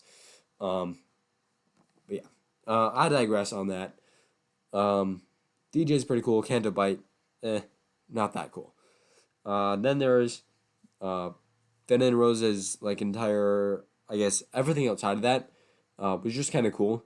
Not super good. One more thing to mention is their last few scenes together in this movie, where Finn is flying towards the what do you call it? I forget what they call it. Something battering ram. It's basically the First Order gun that they use to break open the door. And he's flying towards it, and he's about to sacrifice himself. And Rose had peeled off, and she comes up around and to the side and crashes into him. And a lot of people ask, how in the world did she catch him? And here's my answer to that. Finn was in the laser, which was pushing him back and therefore slowing him down. So that is how she caught him. However, here's the counter argument. Why was he in the path of the laser? And if you say, for example, you don't believe that, what do you call it? Say, for example, you don't believe that the laser was slowing him down, and you're like, oh, well, that explains why he was in the laser. It still doesn't explain why he was in the laser, because his guns melted. If his guns hadn't melted, he could have gotten close enough to scoot into the laser and shoot. It's as simple as that. Him being in the laser was a terrible idea, and maybe that's why Rose crashed into him. But even if she did, the crash should have killed them. Those speeders were not safe. They didn't seem to be safe when they were built. Like, they moved too fast. They had too little of a skeleton. Like, if car crashes are dangerous, like, think about the structure of a car. And then look at those speeders next to a car. And the speeds at which they're going next to a car. And it's like, yeah, those things are not safe. Ahead of a collision like that, they're both dead. Maybe not Finn, because he was on the left cockpit and Rose hit him from the right. But even so, he should still be dead. Those, like, those things do not work very well. They're very old. But even if they did survive that, the First Order was right there. Everyone else had retreated. That leaves them the only ones in this giant empty battlefield. How did they not get shot by one of those ATM-6s? I think that's what they're called. Like, it should have been as simple as one of these First Order officers going, hey, what's that? Huh? Oh, that's a couple First Orders. Shoot them now. Pew! Boom! Gone. Two main characters dead in an instant. Like, and that's not Stormtroopers missing. That's like the entire First Order line of everyone. Everyone in the First Order who was in the battlefield, I guess. But every First Order person in that battlefield not seeing this giant crash, which almost took out their battering ram, which was necessary for breaking down the thing. Like, it's a huge tactical error. Like, how can you not take them out? It doesn't make any sense. And That's after the crash doesn't take them out. They got extremely lucky, and then Finn drags Rose all the way back to the Resistance bunker, and no one no one shoots them. It's kind of ridiculous. Not kind of ridiculous. It's just ridiculous. Um, but yeah, that's my rant about that. Uh, yeah, like thematically and story wise, there is also some stuff to talk about here, and this is where the Rose's line, "We don't win by destroying what we hate, but by saving what we love," and it's like, well, yeah, but that's what Finn was trying to do. He was trying to destroy. He was trying to destroy what he hated, the First Order, in order to save what he loved, the Resistance. And here's what Rose's plan was: is I'm going to destroy Finn, like by crashing into him, because that would definitely kill him. Like even though it didn't, she should not have expected it to work. It's not a good idea. Um. So yeah, like I don't know the whole idea of we don't win by uh you know what? I used to think this before. I used to think that that whole line didn't really make any sense because oftentimes you destroy what you hate by saving what you love. However, earlier in the stream, I came to the realization that that line actually applies to Rose and how she talks about Canto Bite. That she just wants to destroy the entire town. That she just has this, just like when they're riding through on the 5 years, she's just totally enjoying smashing through cars, smashing through expensive windows, destroying everything. Like, you don't win by destroying what you hate. You win by saving what you love. So, sure, those people represent, or I should say, they are wealthy, and yet there are poor people. They could be doing so much better. They could be less greedy, all that kind of stuff. But at the same time, it doesn't really help the poor people to destroy the rich people's stuff. The rich people are just going to exploit them more. They're just going to be even crueler and even harsher. They're going to take more from them because they just lost a bunch. They want more. Like, I don't know why you think that's going to be helpful. Because it's not. Spoiler alert. So yeah, it's a bit of a problem in this movie. Yeah. So I think that's all I have to say about Rose and Finn. Their story arc isn't really that interesting to me. Finn's story arc is, I guess, and I saw this video once that explained the Last Jedi's story arcs in this. You've got Rey, who's being influenced by Kylo Ren and Luke. You've got Finn, who's being influenced by Rose and DJ, and like Luke is the good guy, Kylo Ren is the bad guy. Then you got Rose is the good influence, and DJ is the bad influence. Then you've got what is it called? And I wish I could remember who made this video or what it's called or anything like that, but I just don't. So this idea is not mine, but I don't remember whose it is. So yeah, then you have for Poe, what is it? It's Admiral Holdo, and you have who was it? I don't remember who it was actually. I think there was another person, but yeah, basically for Finn, DJ was the bad influence, and Rose was the good influence, and he had to learn to trust Rose and like the Resistance, basically. And basically, his goal in The Force Awakens was to escape the First Order, and his goal at the end of The Last Jedi was to save the Resistance, and that's his character development. Which, to be honest, that's really not that good of character development. It's a cool idea, but I guess the execution of it wasn't that good. Um, yeah, and I think the biggest problem with Finn, especially in this movie, is that they turned him into a joke. And I spoke about a bit about this in my Force Awakens review, that this guy is an ex-stormtrooper, and he's like the comic relief, and not in like a uh not in like a harsh I used to be a bad guy way. Like it's like a he's making jokes kind of way, or I'm not very competent at anything kind of way. And I'm scared of everything kind of way. And it's like how did someone who is trained from birth to be a soldier, because I mean he is a stormtrooper, sure he's also janitor, but wait, how is he a stormtrooper in it? Because we see him as a stormtrooper, but he says he's a janitor. And anyways, how is someone who's trained in the First Order just scared of everything? I don't know. And how does he just get so obsessed with Rey in like an instant? Like, I don't know. I don't know. It's it's extremely weird to me that this is where they went with Finn's character when they had such a good backstory for him. It's kind of disappointing as well. Uh, yeah, I would have liked to see a lot more from Finn, but I don't know. Uh, yeah, so I think that's all I have to say about Finn and Rose and DJ and that whole plot line. Let's move back to uh, where I started the stream with the Resistance and with Poe and Holdo and Leia and all that. So Poe starts the movie with his battle, and he loses a lot of people in this battle, but he takes her to Dreadnought, and he's supposed to learn that it's okay to retreat.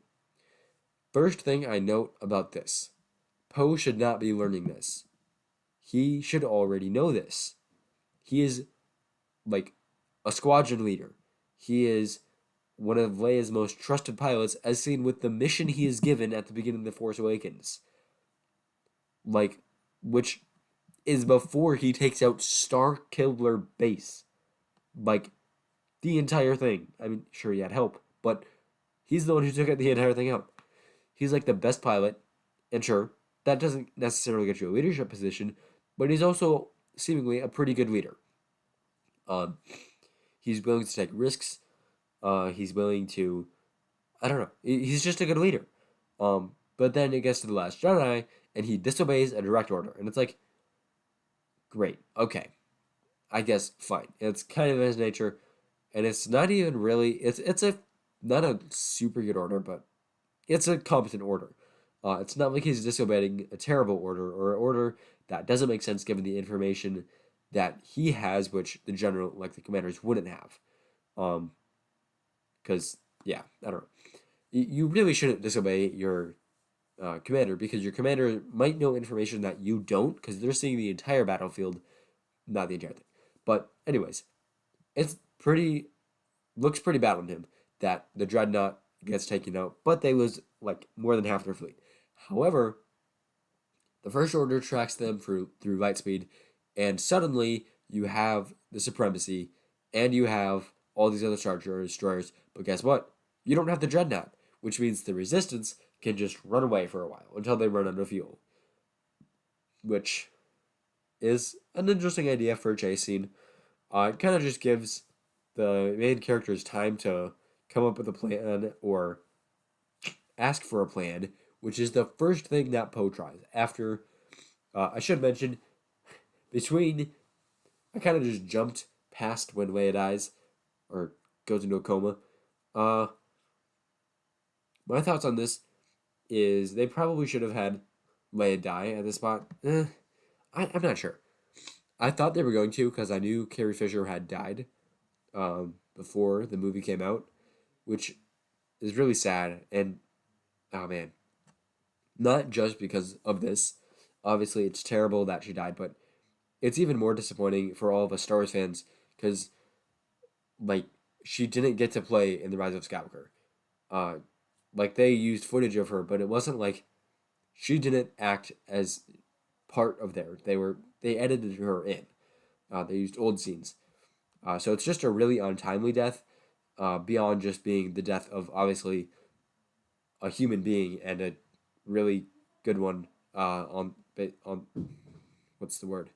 In addition to that, I mean, all human lives lost is terrible, but yeah, it's extremely sad. So I thought they were gonna have her die in space there, but then she does the Mary Poppins thing and survives, which, to be honest, I don't know if it would be as much of a problem as it is if she didn't have like her hand stuck out and like she's gliding through space. I don't know. I'm not really sure what went on with the deciding how to shoot that scene or act that scene or all that kind of stuff. I don't know the proper terminology, but yeah, I don't know what went on with all of that. But it's a little bit weird. But yeah, after that, they decide that Admiral Holdo is going to be the leader of the resistance. And by the way, Admiral Akbar is dead. So, yeah, that's all they're going to say about that, which is kind of disappointing. But, yeah, I don't know. Or Trap. Such a good line. I think they underestimated Admiral Akbar's popularity. You should have known. He was in the Clone Wars. Of course he's popular. I'm getting sidetracked immensely. Admiral Holdo is immediately approached by Poe Dameron, and he asks, basically, what's the plan? And Admiral Holdo's response is basically, yeah, okay, so you are, like, extremely hot-headed, you're not very smart, and, okay, so basically what I'm trying to say is she's extremely condescending. The first thing she says to him is, Captain, right? Wasn't Leia's last command before going into the coma to demote you to captain? Like, that is extremely rude. Like sure, technically you're right, but why point that out? Why point that out in that way? That's so condescending, and then go on to call him trigger happy flyboy, is the last thing they need right now, and all that kind of stuff. And not give him what he's asking for, which is just a plan. If you have a plan that doesn't involve him, that's fine. He's just asking for a plan. Like, sure, it's kind of awkward that he walks up and talks to her like immediately after the meeting as though he's the main character. I empathize with him a bit because he is the main character. That's part of storytelling. Um, but he walks up to her right after the meeting and interrupts her as she's trying to figure stuff out and come up with a plan. I don't know if she had a plan at this point. But yeah, the way she dismisses him is extremely condescending, extremely rude, and the last thing they need right now. Because he is a trigger happy flyboy who's going to come up with a plan on his own if he doesn't realize there already is one. And she clearly doesn't know how to deal with him. Because that's exactly what happens. As soon as Finn and Rose come to him with a plan, one thing I actually do want to mention is which I forgot to mention earlier, is the first Finn and Rose scene where Finn is like seen as this hero by Rose, and then she realizes he's deserting. It's a pretty good scene. It makes sense with Finn's motivations, especially in the last movie. Sets up his character arc for this movie. Sets up who Rose is, which by the way, good use of the prop there with the crescent moon like piece of metal. That's cool. Just to show that there's maybe not sisters, but at least a connection there between the two of them, and they are sisters if you didn't know. And the two of them, I mean Paige and Rose. Paige is the bomber who dies at the beginning of the movie. So yeah, that whole scene is good. Yeah, it's all good. Then you have back to Poe. So Poe comes up with this plan, basically because Holdo is not telling anyone the plan. And then he confronts her a few more times, and she just doesn't tell him anything. And she's extremely rude. And sure, Poe is extremely rude as well, but she was rude first. And I'm just going to be honest, I think Poe is in the right here. Like, if they had set up that they think there's a Imperial spy on board, and so they're not telling anyone, like, only the highest ranking people, then I could understand Holdo while also understanding Poe. And I would say, yes, Poe is in the right, he made a mistake, and this would be good character development for him to learn from that. But at the same time, I empathize with him. It's not like it's not like how it is now, and it's like, wow, Holdo is just really dumb, and Poe's character arc goes from him learning to, I guess, he's learning from, yeah, I don't know. It just doesn't work for a character arc when basically you are taught by an experience that isn't really that accurate. And this goes back to the what I was saying earlier before I got really distracted, is that if the Dreadnought had been there, if Poe's so-called mistake in the beginning of the movie had not happened, then the Resistance would be dead. So how does he learn from that mistake? It only reinforces his so-called bad behavior. And it's the same thing with this, with Holdmo. It her plan makes no sense. How is he in the wrong? It only reinforces his bad behavior. The other thing is, basically, if you're looking at this morally and trying to get a lesson from it, not just what is best for military structure, basically the lesson here is blindly follow your superiors, which is a terrible lesson. Uh, I think critical thinking is great. Like, sure, in the heat of the moment, in the middle of a battlefield, Poe should definitely listen to Leia. She might have more information. He might not have the full picture, so he should turn back, call a retreat, go back to the command ship, and get out of there.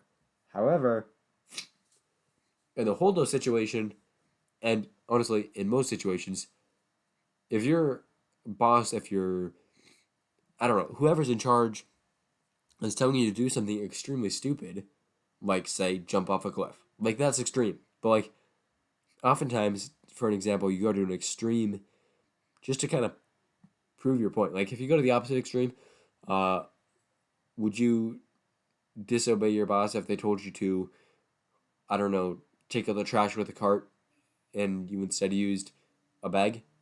Like, I don't know. It kind of depends on the trash, but I don't know. Didn't come up with a good metaphor really fast enough.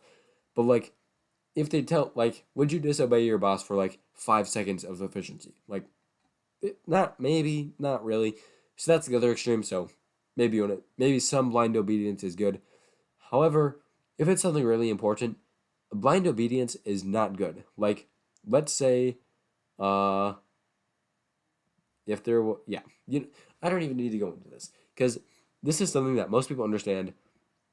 I'm just gonna say Nazis, and that should suffice. Uh, yeah. So then we get to Holdo's sacrifice scene. Uh, and so yeah, I thought it was a cool twist that Leia was the one who popped out of the door. Uh, oh, kind of I skipped back for a second. Sorry, guys. So Poe takes over the ship. He's about to run away, and Finn and Rose get captured. And then the door opens. You're like, oh no, Poe got captured as well. And then Leia pops out, and you're like, oh, Leia's walking. And then she shoots Poe, which that was cool. I liked that twist.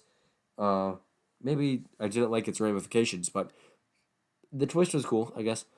I don't know. Yeah, so then we find out that Leia and Holdo had a plan all along. They just didn't tell anybody about.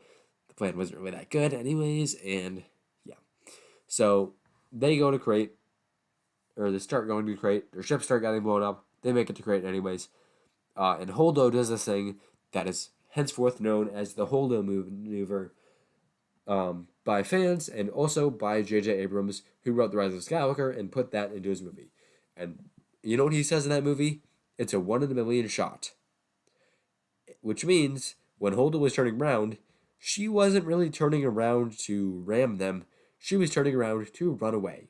Which, yeah, that kind of ruins her entire, I guess, that ruins, like, Leia's explanation and Leia and Holdo's final moments. When you realize that as soon as Holdo saw, oh, they're getting screwed, the rebellion is getting defeated, she's like, I'm gonna run away.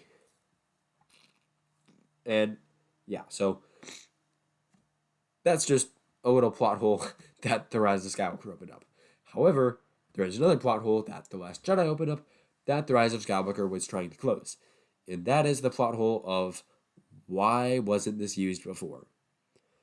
And that's such an interesting plot hole. Okay, so, this is very interesting because technology is invented. Okay, so say if they did that in the prequels, and it's like someone does hyperspace ramming, then it's a very logical question: why wasn't this used in the sequels? However, asking why wasn't this used before isn't quite as valid of a question because maybe they didn't think of it, maybe it wasn't invented. Time is progressing. Like, so it's not like they can just think back and remember it.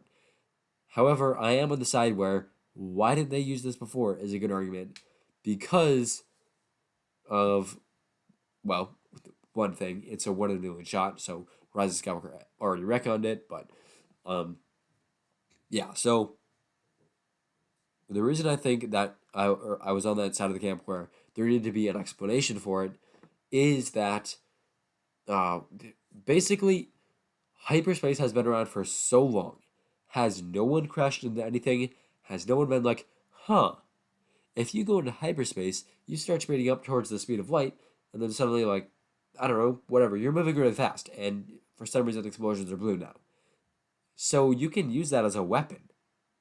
Like, has no one realized that? It seems a bit absurd.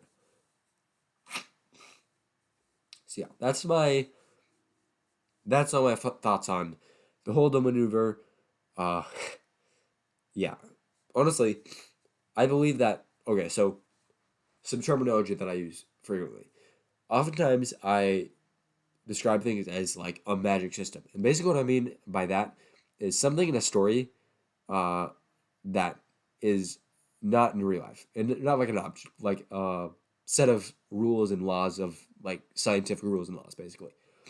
So for example, uh, in Star Wars, there is the Force, a magical system where people can like use like they have telekinesis, they have sensing stuff, but only some people, and it's determined by accordance. Sure, it's not like laws of physics, um, but it is like that's all because we don't know the rules of it. Like surely there's rules. It's not random, and if it is random, that could be a rule about it. It's completely random. Um, yeah, I find it hard to explain. You probably know what I mean by a magic system when I say magic system, like the Force or in Avatar: The Last Airbender, like bending, or and I've already mentioned Mistborn trilogy, so you probably know where I got this from. Brandon Sanderson, of course. Technically, I got it from Hello Future Me, but he got it from Brandon Sanderson, I think, and I heard from Brandon Sanderson as well. Uh, yeah, and Shadiversity, but I'm getting into way too much stuff here. Basically, it's also in like Mistborn. There's Allomancy, Ferrochemy, what is the last one? Hemalurgy. There's all these different ones. A whole bunch of magic systems. You also might know. I've already mentioned the inheritance cycle. There's magic in that. That whole magic system, all the naming of stuff, all that kind of stuff. They're all magic systems. However, another thing I see as magic systems, at least as a writing element, because technically bending isn't magic according to Katara. Um, it's a magic system. Another thing I see as magic systems is technology. So, for example, hyperspace I see as a magic system. The ability to go faster than light. It's a pretty common trope. It's not really magic, but at the same time, it's not something we have in our world. And I don't remember who said this or anything, but basically the idea is if technology is advanced enough compared to the person seeing it, it will seem like magic. And it is kind of magical. Like, how does hyperspace work? We don't really know. So it seems magical. Um, so yeah. When I say magic system, I do mean technology as well. So I've always seen hyperspace and all the faster than light speed travel as that should be a really soft magic system. And here's another bit of terminology: soft magic system versus hard magic system. Hard magic system is a system where you know a lot of the rules, you know kind of what can be done. So example of a really hard magic system, and I haven't personally seen this, but I've heard it described, and I've heard it described as a hard magic system is Full Metal Alchemist. You know the rules. I believe they're repeated as an intro of the show. Yeah, basically, it's alchemy. You can't create matter and all that kind of stuff. So it's pretty concrete for what you can do, as far as I understand it. As far as one that I have a lot of experience with, probably the hardest one that I have a lot of experience with. Actually, you know what? I'll go with a soft one. Is I've been recently reading, what is it called? The Heroes of Olympus with Percy Jackson. I think most people just call it Percy Jackson. Uh, yeah. It's basically uh, modern. So it's what if the Greek gods were real and they exist in America now because it's the center of the Western civilization, and one of the main characters is a demigod. So he's the son of Poseidon, and he has water powers, but it's not like he has water telekinesis or whatever. He like it's kind of vague as to what his water powers are. He can sometimes control it. He can sometimes just heal from it or be stronger from it or something. It's not really explained. So it's a really soft magic system because it's not really understood all that well. Then there's a hard magic system like Allomancy. I don't know. There's 8 powers because there's 8 metals, and you can shoot coins. You can, or I should say, you can push on metal. You can pull on metal. You can riot emotions and soothe emotions. Definitions of that. Basically, all the powers are explained. You know exactly what can be done.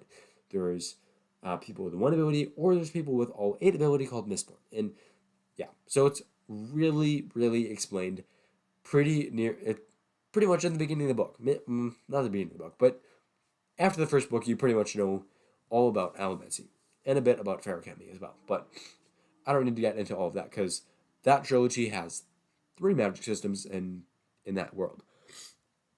Well, it's depending on how you define world. Now let's get back to Star Wars. The Force, you could argue hard or soft. It's really a spectrum. I see the Force as kind of in the middle, especially after the sequels. I thought it was a bit harder before, but obviously as more movies come out, as more powers are discovered, it gets softer and softer. Because it's like, what else could it be? There's more precedent for new powers coming into existence. But yeah, as for as for the technology as magic, I've always seen hyperspace as something that is a soft magic system and should be an extremely soft magic system. And Admiral Holdo's maneuver kind of ruins that a bit.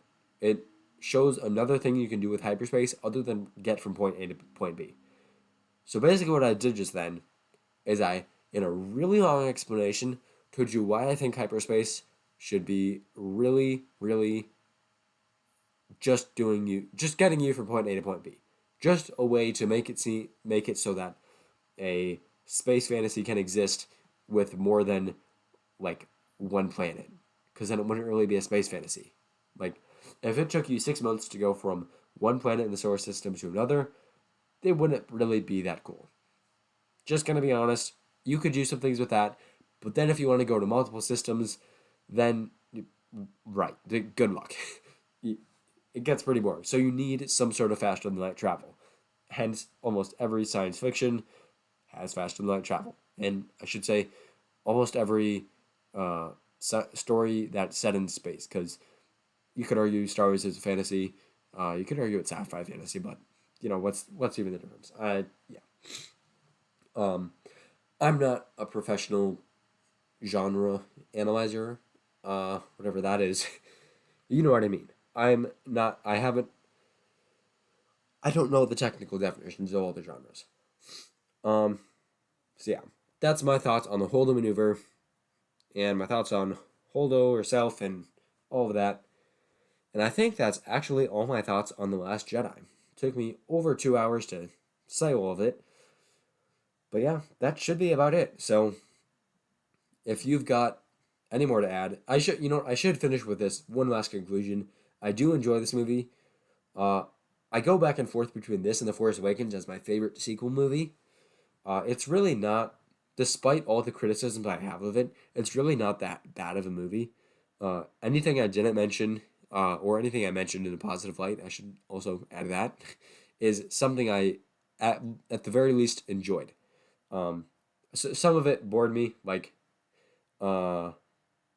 say I didn't mention R2-D2 that much. Other than that one scene with him and Luke, and he shows the help me up when can I be help that hologram, which by the way I love that scene. Other than that one scene, he wasn't really that interesting because he didn't really do that much. So I didn't mention it because of that reason. So either it's boring to me, or I didn't really, or I liked it. Like for example, I also didn't mention. That I was gonna mention this, but then I forgot about it. That scene where Luke has the giant spear and he goes across and then he lifts the spear up and shoots it, or and, like stabs the fish. You don't get to see him like pull the fish out or anything, but you can see clearly he's carrying a fish after that. So obviously he speared the fish. But right after he jumps across, he like looks across at Rey and has this grin on his face, and it's like that is so Luke Skywalker. That is what I came to this movie to see, or at least that's what a lot of people came to the movie to see. Yeah, I love that smile. Um, yeah, and there's other things in there that I also enjoyed as well, but just I don't really have time to go scene by scene and say I enjoyed this, I enjoyed this, I enjoyed this, and then talk for 20 minutes about why I didn't enjoy this other thing. And I definitely don't have time to go I enjoyed this for this and this and this reason and constantly repeat myself about like why I enjoyed things, because it's harder to explain why you enjoyed something than why you didn't enjoy something, at least for me. Which I don't know. I wish it wasn't. But yeah, I do want to say I do like this movie, and that's the whole purpose of this ending. I guess. What is it called? That's the whole purpose of this ending segment that I've been doing, where I've basically been saying, yeah, it's still a good movie. Yeah, and that took like 3 minutes. Man, this is a long stream. So thanks so much for watching. If you've watched this far, yeah, have a great day. May the force be with you always.